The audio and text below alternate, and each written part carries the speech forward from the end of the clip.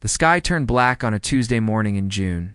Kevin Santos was drinking his coffee in the break room of the Cheyenne, some mountain facility, when the first reports came through. He was 26 years old, a junior engineer who had been working at the military installation for just 3 months. His job was boring. He checked systems, ran diagnostics, and filed reports that nobody ever read. That morning changed everything. The television in the corner showed footage from satellites. Massive ships, hundreds of them, were entering Earth's atmosphere. They were not human ships. They were something else entirely. Something that blocked out the sun itself. Kevin dropped his coffee mug. It shattered on the floor, but he did not notice. He was watching the screen with the same frozen horror as everyone else in the room. "What is that?" someone whispered. Nobody answered. There was no answer to give. The Valorian Dominion had come to Earth. Humanity had known about alien life for almost 50 years. The first contact had been brief and terrifying. A Valorian scout ship had entered the solar system, scanned Earth for 3 days, and then left without a word. Scientists had celebrated the discovery. Politicians had debated what it meant. Military leaders had quietly begun building bunkers and emergency shelters. They had hoped the aliens would never return. They had been wrong. The attack began at noon. Valorian weapons fell from the sky like rain. Cities vanished in flashes of light so bright that people went blind just from looking at them. New York was gone in 30 seconds. London followed 2 minutes later. Beijing, Moscow, Tokyo, Sydney, Cairo, Mumbai, one by one. The great cities of Earth were erased from existence. Kevin ran through the corridors of Cheyenne, mountain as alarms screamed around him. The facility was designed to survive nuclear war. It was buried deep inside a mountain, protected by thousands of tons of rock and reinforced steel. But nobody knew if it could survive this. "All personnel to emergency stations," the speakers announced. "This is not a drill. Repeat, this is not a drill." Kevin found himself in the main control room, surrounded by soldiers and scientists who were all staring at screens filled with death. He watched as the population counter in the corner ticked downward. 1 billion. 2 billion. 3 billion. The numbers fell so fast that they blurred together. A woman next to him started crying. A soldier in the corner was praying. Kevin just stood there, unable to move, unable to think, unable to do anything but watch as his world died. The Valorians were thorough. Their ground forces landed after the initial bombardment, moving through the ruins of cities with weapons that turned human bodies to ash. They searched for survivors with scanners that could detect a heartbeat from a mile away.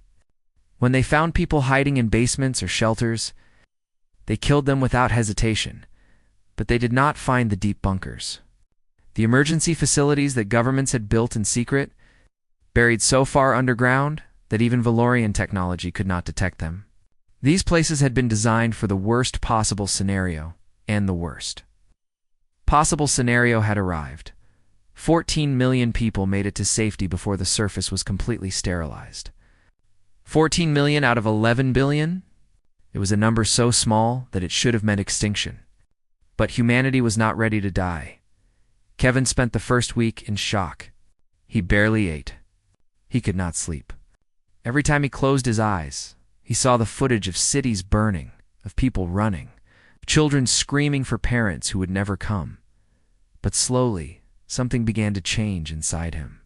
The grief did not disappear, but it transformed into something else, something harder, something that burned like a cold fire in his chest. He was not alone.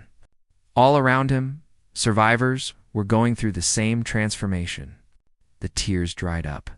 The prayers stopped. In their place came a quiet determination that spread through the bunkers like a virus. They would survive. They would rebuild.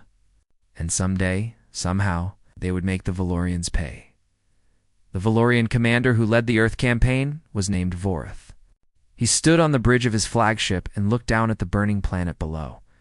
The operation had been efficient, clean. Another primitive species had been removed from the galaxy. Vorath felt nothing but satisfaction. This was what the Dominion did. They identified threats before they could grow. They eliminated problems before they could spread. Humanity had been developing too quickly. Their technology was advancing at a dangerous rate.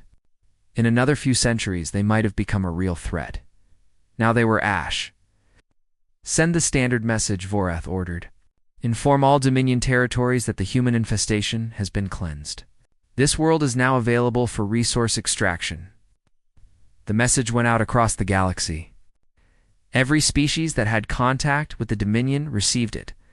Humanity was gone. Earth was dead. The matter was closed.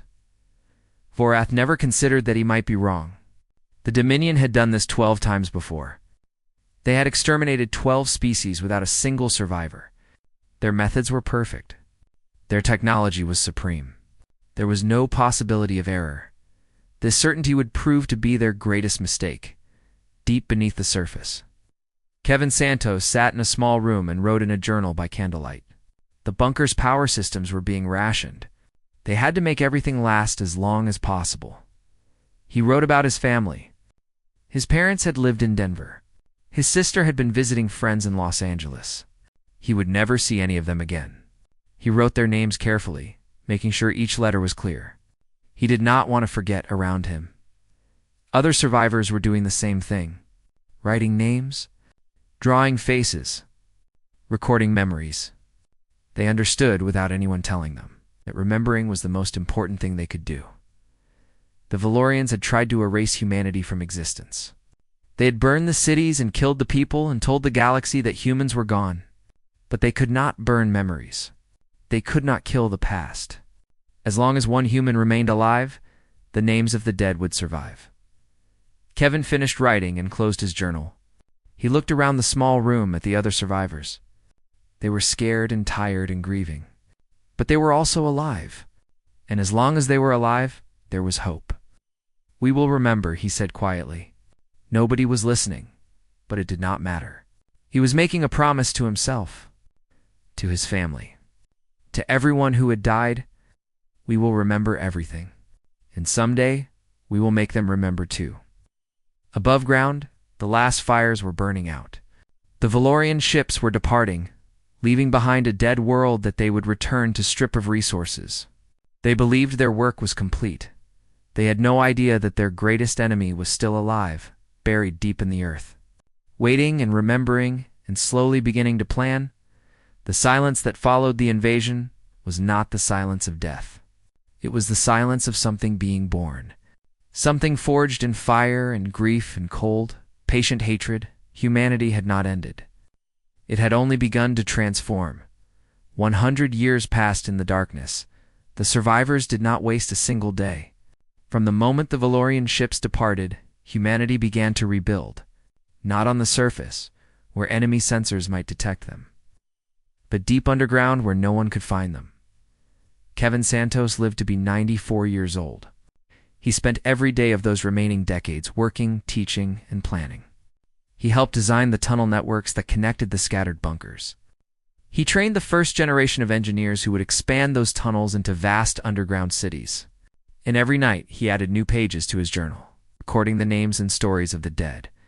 When he finally passed away, his journal had grown to fill 17 volumes. His students copied those volumes by hand and distributed them throughout the bunker network. The books became known as the Santos Records, and every child in the underground learned to read from their pages. Kevin's granddaughter, Maria Santos, was 12 years old when he died.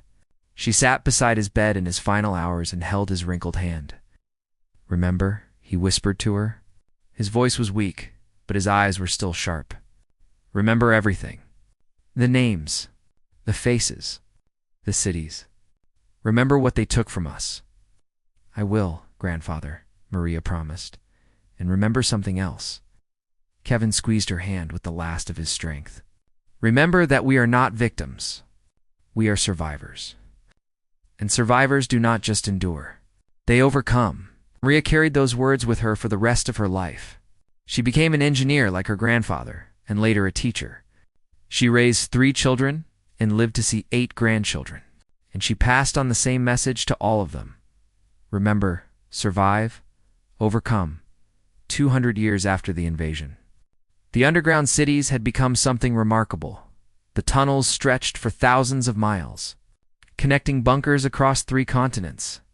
Hydroponic farms produced food for millions. Geothermal plants provided clean energy.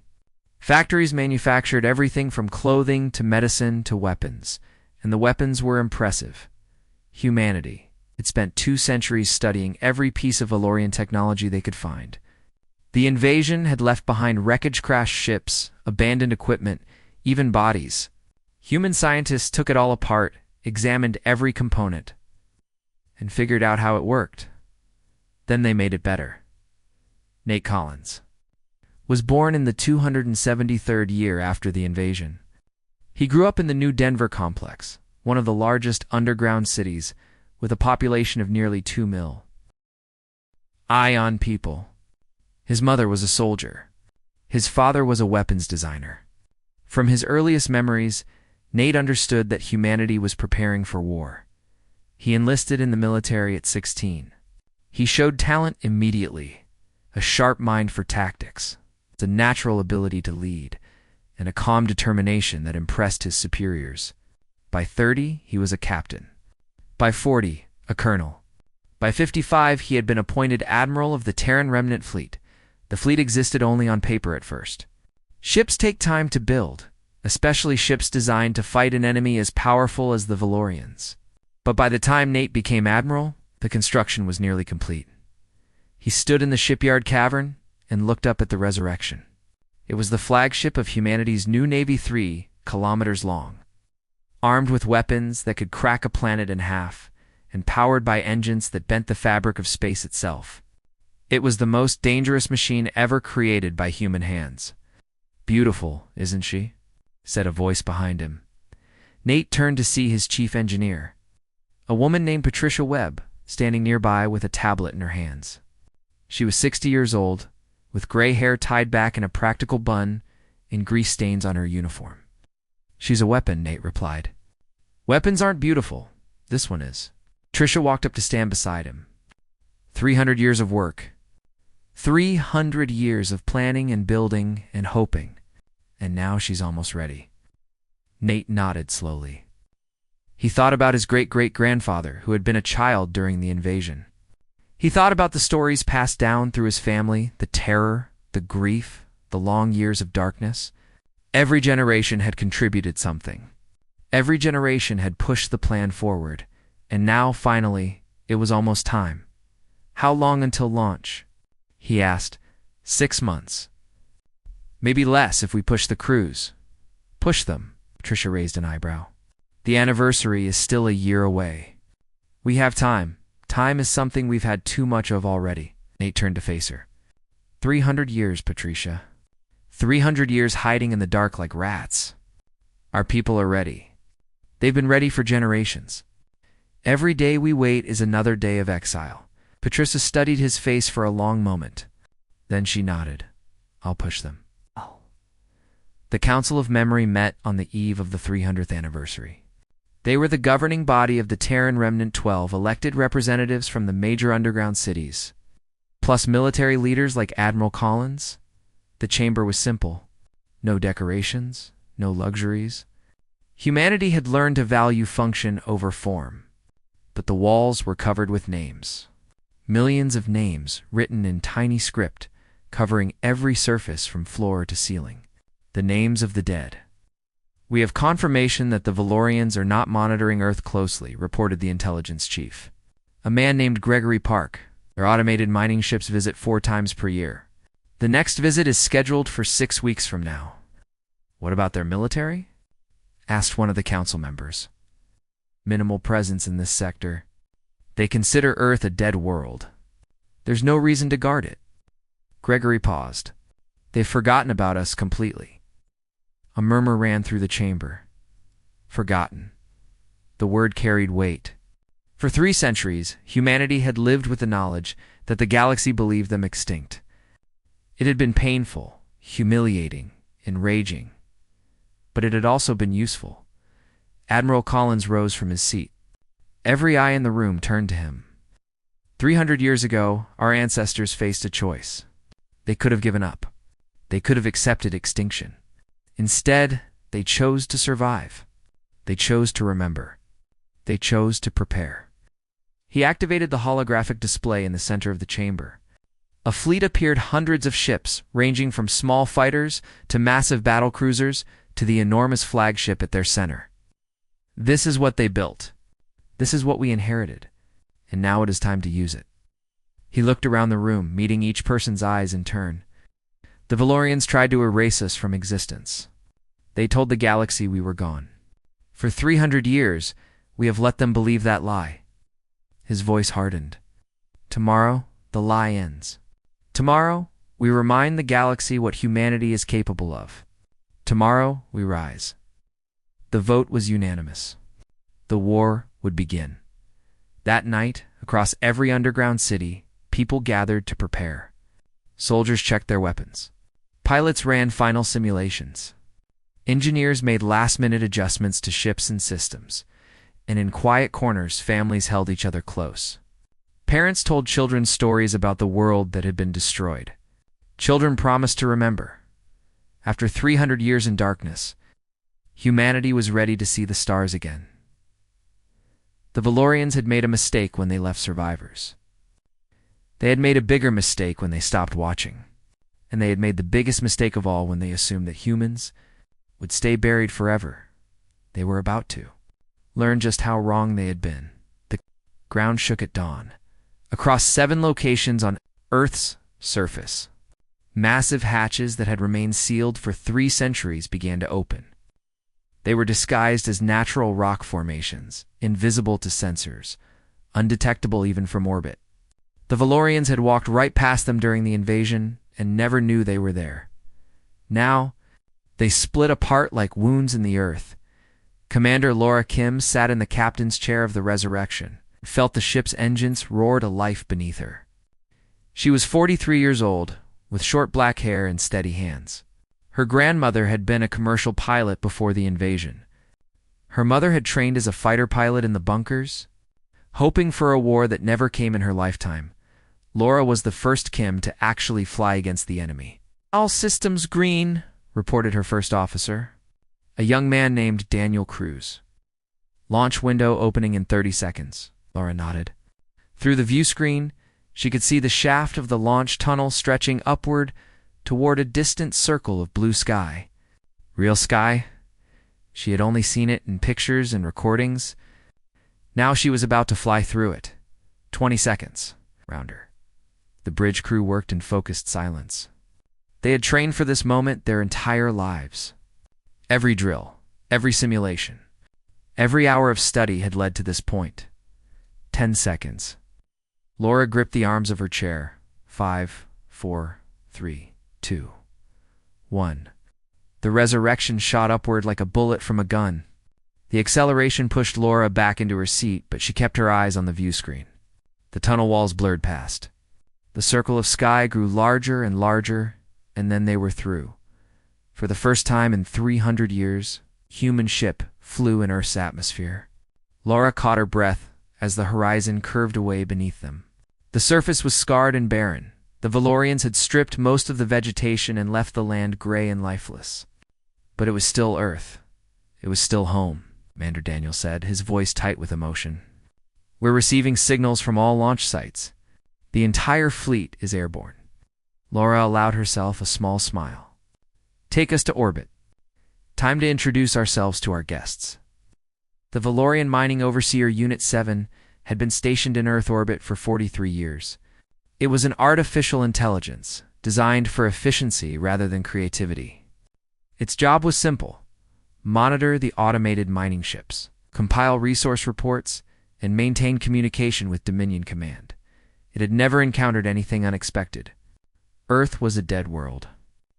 Nothing ever happened here. So when its sensors detected multiple energy signatures erupting from the planet's surface, Unit 7 assumed there must be an error. It ran diagnostics. The readings persisted. It ran them again, then the ships appeared. Unit 7's programming did not include an emotion comparable to shock. But if it had, it would have experienced something very close to it. The vessels emerging from Earth's atmosphere were not Valorian. They were not from any species in the Dominion's extensive database. They were something new, something that should not exist. The AI sent an emergency alert to the mining fleet. 4 cargo ships, each carrying thousands of tons of extracted resources, began emergency acceleration toward the nearest jump point. Unit 7 calculated their chances of escape. The calculation was not encouraging, Commander. Kim watched the Valorian ships scatter on her tactical display. They were fast, but not fast enough. Human engines had been designed specifically to outpace Valorian technology. Weapons range in 40 seconds, reported her weapons officer. Lock targets. All ships. The Resurrection's cannons charged with a low hum that vibrated through the deck plates. They were based on Valorian designs, but improved in ways the Dominion had never imagined. 3 centuries of reverse engineering and innovation had produced weapons that made the original technology look like toys. Targets locked. Laura thought about her grandmother. She thought about the stories she had heard as a child, the terror of the invasion, the horror of watching cities burn, the long years of hiding in the dark. She thought about everyone who had died and everyone who had survived. Fire. The battle lasted 11 minutes. The Valorian mining ships had no weapons. They were civilian vessels, designed for resource extraction, not combat. Their shields held for perhaps 30 seconds against the human barrage before collapsing. Their hulls cracked open like eggs. Unit 7 tried to escape. It was faster than the cargo ships designed for rapid travel between systems. For a moment, it seemed like it might reach the jump point. Then a human fighter squadron cut it off. The small ships swarmed RO, and the AI platform like angry insects, their weapons tearing it apart piece by piece. The last thing, Unit 7. Transmitted before its destruction was a single data packet. It contained sensor readings, visual recordings, and a message for Dominion Command. The humans were alive. The humans had ships. The humans were coming. Laura Kim stood on the bridge of the Resurrection and watched the wreckage drift past. The first engagement was over.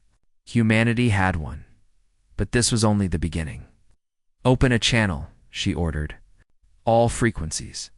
Every band we've identified in 300 years of listening. Channel open, Commander. Laura took a deep breath.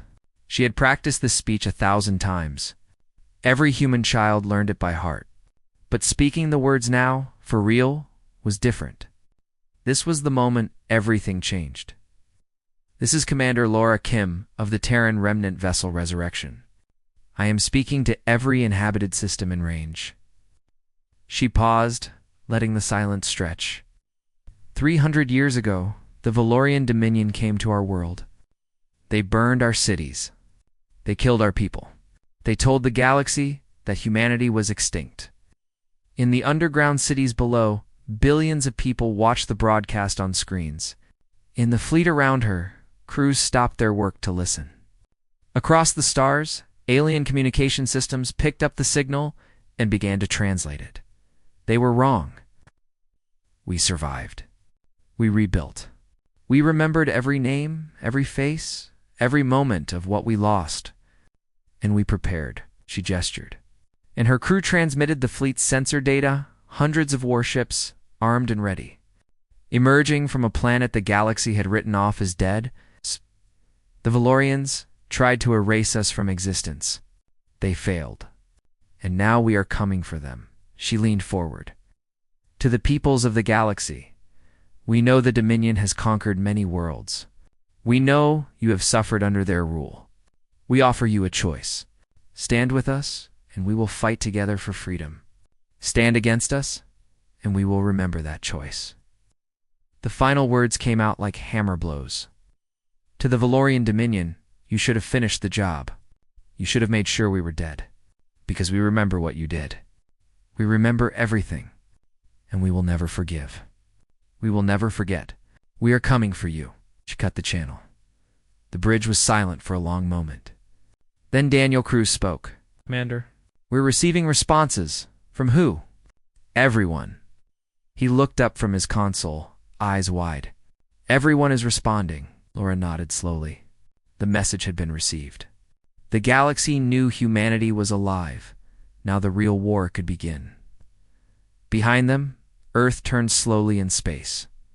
It was still scarred, still damaged, still bearing the wounds of invasion. But it was no longer a dead world. It was a homeworld again, and its children had finally come home. The Valorian High. Council received the human transmission 18 hours after it was sent. They did not believe it at first. The council members watched the recording 3 times, analyzing every frame, checking every data point. Some suggested it was a trick perhaps a rival species trying to create confusion. Others proposed that the footage had been fabricated by rebels within the Dominion itself, but the sensor data from Unit 7 could not be denied. The mining overseer's final transmission included detailed scans of the human ships. The technology was real. The fleet was real. Humanity was real. High Speaker Torvak sat in his chamber and tried to understand how this had happened. He was old, even by Valorian standards, nearly 800 years of life spent climbing the ranks of power. He remembered the Earth campaign. He had been a junior officer at the time, assigned to a surface patrol ship. He remembered how easy it had been. Summon the War Council, he ordered, and prepare the fleet for immediate deployment. The Dominion had not fought a real war in over a century. Their military was vast but untested. Their strategies were designed for conquest, not defense. And their enemies had always been weaker, less advanced. It's easier to overwhelm. This enemy was different.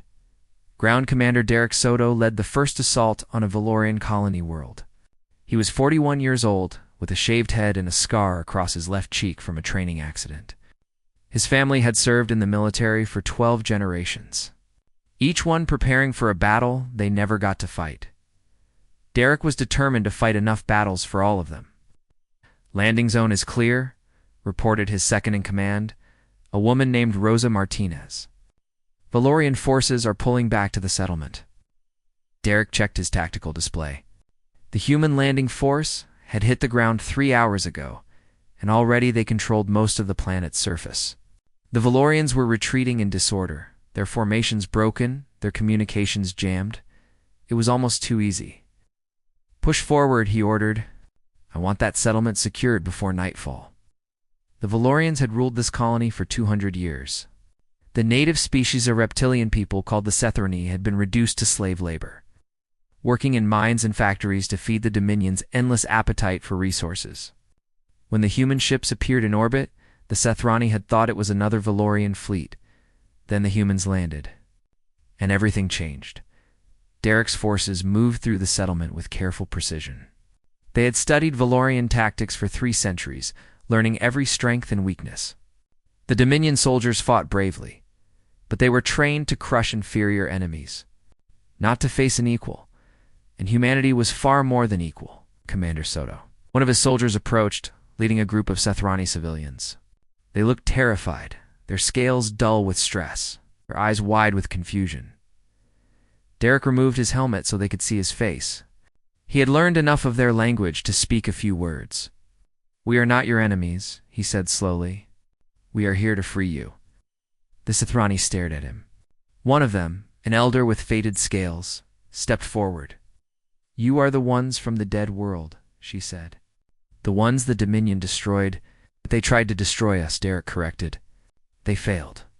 The elder studied him for a long moment. Then slowly, she smiled. "Then perhaps they will fail here too." The war lasted 3 years. Humanity swept through Valorian space like a storm. Colony after colony fell. Military bases that had stood for centuries crumbled in days. The Dominion scrambled to respond, but their strategies were outdated. Their technology inferior, their confidence shattered. They had spent 300 years believing humans were extinct. Now they were learning the cost of that belief. Admiral Collins coordinated the campaign from the Resurrection's command center. He was 70 years old now, his hair completely white, but his mind was still sharp. Every battle, every decision, every sacrifice led toward a single goal: Valorian Prime, the heart of the Dominion. "The defense fleet is in position," reported Commander Kim, now promoted to Vice Admiral. 1,400 ships. Everything they have left. Collins nodded. The final battle would be the hardest. The Valorians had concentrated all their remaining forces around their homeworld, determined to protect it at any cost. 800 combat-ready vessels, plus another 200 support ships. Collins smiled grimly. They were outnumbered almost 2-1. By any normal measure, those odds would be impossible. But nothing about humanity was normal. Not anymore, signaled the fleet, he said. We attack at dawn. The Battle of Valorian Prime lasted 6 days. The Dominion fought with desperate fury, knowing that defeat meant the end of everything they had built. Their ships filled the space around the planet, creating a wall of weapons and shields that seemed impenetrable. Humanity broke through anyway. The human ships were faster, their weapons more powerful, their tactics more innovative. 3 centuries of preparation had created a military force unlike anything the galaxy had ever seen. They struck at weak points the Valorians didn't know they had. They used strategies that had never been attempted before, and they fought with something that Valorians could not match: the cold. Patient fury of a species that had been driven to the edge of extinction and refused to die. On the 4th day, the Valorian defense line collapsed. On the 5th day, human ground forces landed on the planet's surface. On the 6th day, Commander Soto led the final assault on the Dominion's capital. He stood outside the High Council's chamber with Rosa Martinez at his side. The building was ancient, covered in carvings that depicted Valorian conquests stretching back millennia. Derek looked at those carvings and felt nothing but contempt. "Breach the door," he ordered. The council chamber was vast, filled with pillars of polished stone and banners representing conquered worlds. At the center, seated on a raised platform, were the 12 members of the High Council. They were waiting. Derek walked forward, his boots echoing on the marble floor. His soldiers spread out behind him, weapons ready. But the Valorians made no move to fight. High Speaker Torvax rose from his seat. He was massive, even for a Valorian nearly 3 meters tall, with scales the color of dried blood. His eyes were ancient and cold. "Should not exist," he said. His voice was calm, but there was something beneath it. Something that might have been fear, and yet we do. Derek stopped a few meters. Rom the platform. "Your extermination failed, Speaker. Your certainty was misplaced. Your empire is finished." "We were thorough," Torvax said. "We were efficient. Our methods were perfect. Your methods had a flaw." "What flaw?" Derek smiled. It was not a kind smile. "You left survivors. And humans do not forget. We do not forgive. We do not give up." He stepped closer. "You tried to erase us from existence. You told the galaxy we were gone. For 300 years, we let you believe that lie while we prepared for this moment." He gestured at the chamber around them. "Now your empire is ash. Your fleet is destroyed. Your people are conquered. And you are standing before the species you tried to murder, waiting to learn your fate." Torvax's eyes narrowed. "What do you want?" "Justice." Derek turned to his soldiers. "Take them alive. All of them. They have 300 years of crimes to answer for." As his troops moved forward to secure the council, Derek looked up at the banners hanging from the ceiling. Each one represented a species the Dominion had conquered or destroyed. 12 civilizations, erased from existence. Humanity had almost been the 13th. He reached up and tore down the nearest banner. It fell to the floor in a heap of dusty fabric. "Find all of these," he ordered. "Every single one. We're going to return them to their owners, or their survivors if any exist." The reckoning had finally come, and humanity would make sure the galaxy never forgot it. 5 years after the fall of the Valorian Dominion, humanity held its first open memorial on the surface of Earth. The ceremony took place in the ruins of what had once been New York City. The radiation had been cleaned. The rubble had been cleared. New grass was beginning to grow in soil that had been dead for 3 centuries. But the foundations of the old buildings remained, silent monuments to a world that had been lost. Grace Perry stood in the crowd and looked around in wonder. She was 23 years old, with dark curly hair and her mother's eyes. She had been born in the underground city of New Chicago, Raised on stories of the surface world she had never seen, now she was standing on it. "It's so big," she whispered to her father, who stood beside her. "The sky. I didn't realize it would be so big." Nathan Perry nodded. He was 51, a veteran of the war, with gray streaks in his hair and a prosthetic left arm. He had lost the original arm during the Battle of Valorian Prime. "I know what you mean," he said. "I spent my whole life in the tunnels. First time I saw open sky, I almost couldn't breathe." Round them, millions of people had gathered for the memorial. Humans from every underground city, traveling to the surface for the first time in their lives. And not just humans, representatives from dozens of alien species filled the crowd as well. Former subjects of the Dominion who had come to pay their respects. A platform had been built at the center of the ruins. Admiral Collins stood there, leaning on a cane, his white hair bright against the gray stone behind him. He was 87 years old now, and his body was failing. But his mind was still sharp, and his voice was still strong. 300 years ago, he began, our ancestors faced the end of everything. The Valorian Dominion came to our world with fire and death. They burned our cities. They killed our people. They drove the survivors underground and told the galaxy that humanity was extinct. The crowd was silent. Grace felt tears forming in her eyes. For 3 centuries, we lived in darkness. We built our cities beneath the earth. We raised our children in tunnels and caverns, far from the sun. We taught them the names of places they would never see and people they would never know. Collins paused, looking out at the vast assembly. But we also taught them something else. We taught them to remember. We taught them that memory is stronger than death, that hope is stronger than despair, that the human spirit cannot be broken by any force in the universe. He raised his hand, and behind him, a massive holographic display activated. It showed names, millions of names, scrolling past faster than the eye could follow. The names of everyone who had died in the invasion. The names that had been recorded in journals and databases and passed down through generations. "These are the people we lost," Collins said. 11 billion human beings erased in a single day. We will never forget them. We will never stop honoring their memory. They are the reason we survived. They are the reason we fought.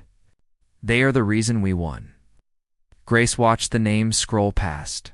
Somewhere in that list were her great-great-grandparents, people she had never known, but had heard about her entire life. Her grandmother used to tell her stories about them, about the world they had lived in, about the lives they had led before everything changed.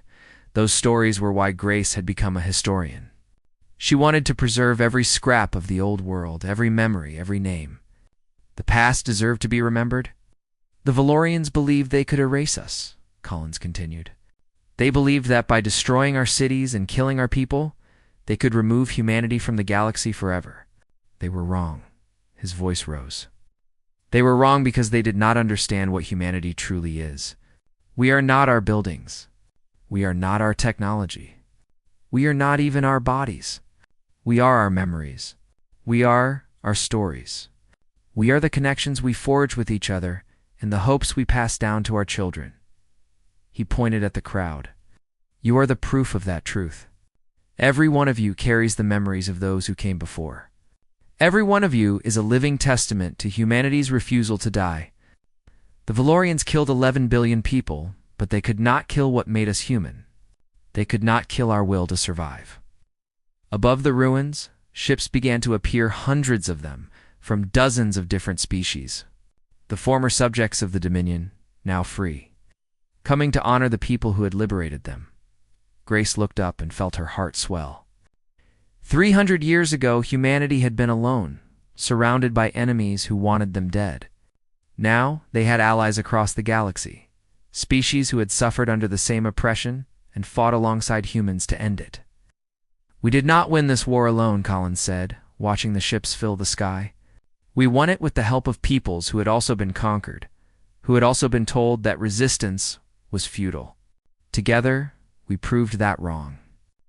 Together, we showed the galaxy that tyranny can be defeated. He turned back to the crowd. But our work is not finished. The Dominion is gone, but the damage they caused will take generations to repair. There are worlds to rebuild, species to help, wounds to heal. We have won the war, but now we must win the peace. Collins straightened, standing as tall as his old body would allow. I will not live to see that peace completed. My generation did its part. We built the ships and trained the soldiers and fought the battles. Now it falls to you, the children and grandchildren of survivors, to build something new, something better. Something that honors the memory of those we lost by creating a galaxy where such horrors can never happen again. He raised his hand in salute. To the fallen, to the survivors, to the future. Humanity remembers. The crowd echoed his words. Humanity remembers. Grace said them too, her voice joining with millions of others. Around her, humans and aliens alike repeated the phrase. A promise and a prayer rolled into one.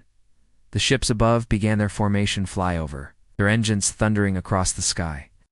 Grace watched them pass, casting shadows over the ruins of the old world. Her grandmother had died 3 years ago, just after the war ended. She had lived long enough to see the surface again, to feel real sunlight on her face after 90 years in the underground.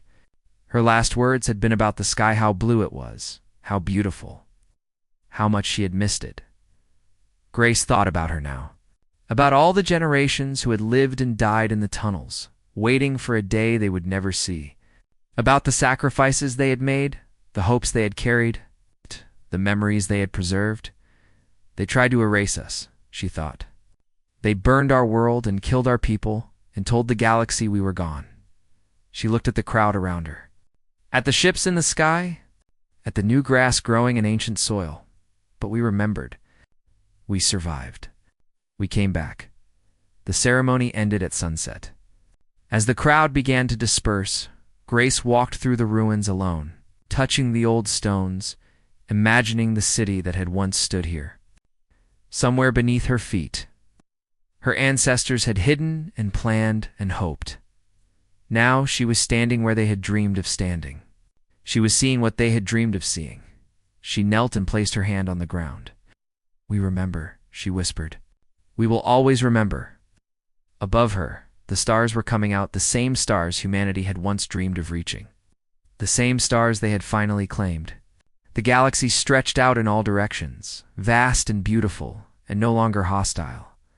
They had tried to erase humanity. They had failed. And now, the galaxy would never forget.